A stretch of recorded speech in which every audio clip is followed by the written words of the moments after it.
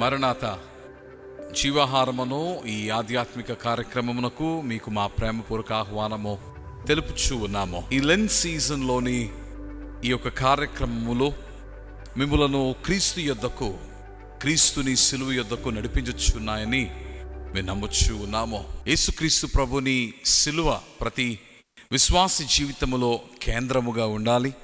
తద్వారా క్రీస్తుని ఉపదేశము, క్రీస్తుని క్రయధనము వలనైన దీవెనలు, ఫలములు, మేలుతో మీరు నింపబడవలనని మేము ఆకాంక్షిస్తూ ఉన్నాము. You cannot give something that you do not possess.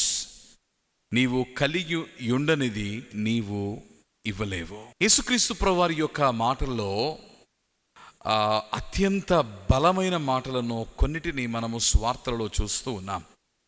అందులో ఒకటి యోహాను సువార్త 14వ అధ్యాయములోని 27వ వచనములో చూస్తూ ఉన్నాం. దేవుని యొక్క వాక్యము ఈ రీతిగా వ్రాయబడి ఉంది. శాంతి మీకు అనుగ్రహించి వెలుచున్నాను, నా శాంతిని మీకు అనుగ్రహించుచున్నాను.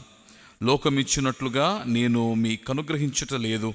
మీ హృదయమును కలవరపడనీయకుడి, వెరవనీయకుడి. ఈ మాటలో యేసుక్రీస్తు ప్రభు he speaks as he is the author of peace.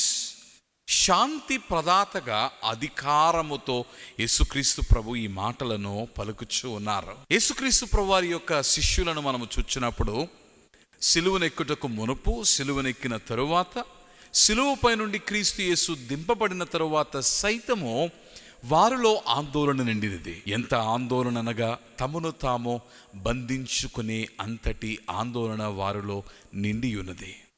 కానీ అట్టి శిష్యులను క్రీస్తు యేసు సిద్ధము చేయించు ఉన్నాడు. నేను మీకు బహుకరించు రక్షణ, నీతి మొదలగు వాటితో పాటుగా నేను మీకు బహుమానముగా ఇచ్చుచున్నది నా శాంతి. అందుకని స్పష్టముగా నా శాంతిని మీకు అనుగ్రహించుచున్నాను. ఈ మాటలు చెప్పుటలో ప్రభు స్పష్టము చేయించు ఉన్నాడు. ఈ శాంతి లోకములో మీరు కనుగొనగలిగిన శాంతి కాదు. వాస్తవంగా లోకము నీకు శాంతినివ్వలేదు.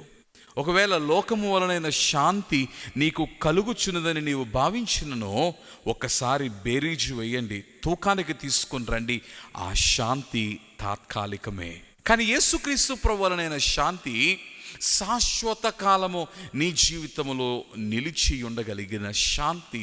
ఎందుచేతనగా యేసుక్రీస్తు ప్రభు లోకములోనికి వచ్చుచున్న గడియలో చెప్పబడి ఉన్న ప్రవచనము, వ్రాయబడి ఉన్న ప్రవచనము, ఆయన సమాధాన కర్తయ్యగు అధిపతి. అందుకని ఈరోజు క్రీస్తును కలిగిన వారి హృదయములో క్రీస్తు యేసు రారాజై ఉండగా క్రీస్తును బట్టి నెమ్మది కలిగిన వారై ఉన్నారు.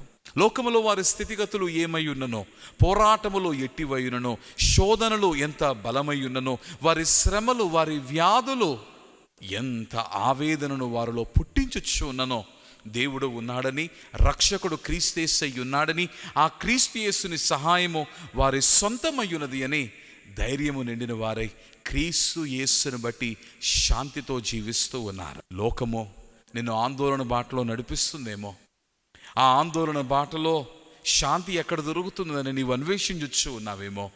యేసుక్రీస్తు ప్రభు అంటూ ఉన్నాడు, కమ్ అంటు మీ, నా యొద్దకు రమ్మని పిలుస్తూ ఉన్నాడు. అందుకనే ఈ ఉదయకాల సమయమందు నీవు సిలువ యొద్దకు రాగలిగితే, సిలువ అనగా నీ పాపముల నిమిత్తమై క్రీస్తు యేసు వెలచెల్లించిన చోటు, సిలువ నిన్ను దేవునితో మమేకము చేసిన స్థలము.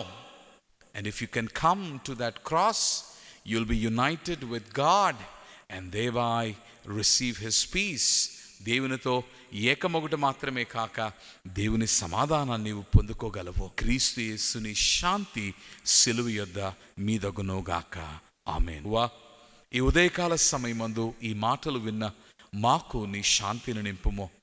లోకములో తండ్రి శాంతిని వెదుగుచున్నాము కానీ అది దొరకడము లేదు. శాంతి అని ఎంచినను కూడా అది తాత్కాలికమైన ఉపశమనము మాత్రమే మాకు అనుగ్రహించుచు ఉండగా, నీ వలనైన నిత్య శాంతి, నిత్య సమాధానము మాకు అనుగ్రహించుము. నీ శాంతిని మాకు అనుగ్రహించుము. మాకు అనుగ్రహించుచున్నావు నమ్ముచు నిన్ను వందించుచు ఉన్నాము మా ప్రియ పరలోకపు తండ్రి. ఆమేన్. May the peace of Christ Jesus be yours. Maranatha.